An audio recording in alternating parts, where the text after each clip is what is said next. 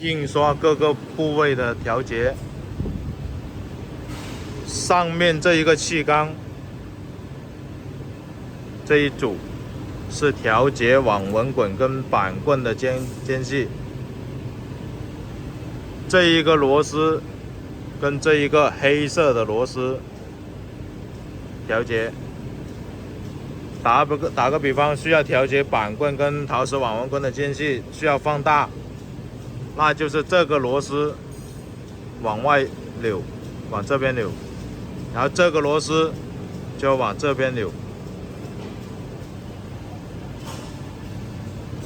这个螺丝是不需要调节的，这个基本上出厂就已经调好这个螺丝的那个间隙，是气缸的一个间隙。然后底下这个螺丝原理也是一样的，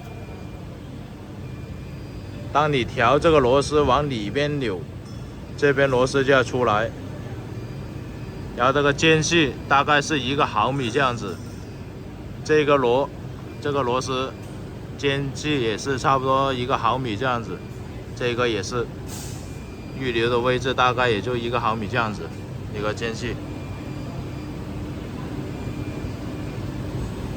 然后调节的时候，另外一边间隙要平衡，要一样。然后这一个手轮是调节这个墨盒这个间隙的。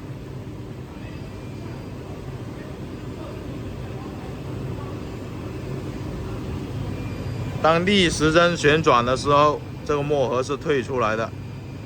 顺时针旋转是这个墨盒往里面顶，两边要平衡。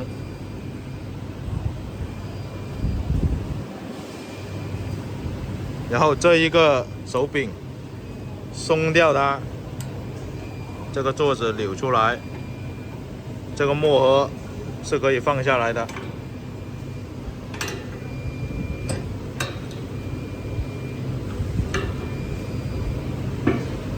当我们清洗油墨的时候，就需要把这一个墨盒给拆下来，清洗里面。那清洗完之后，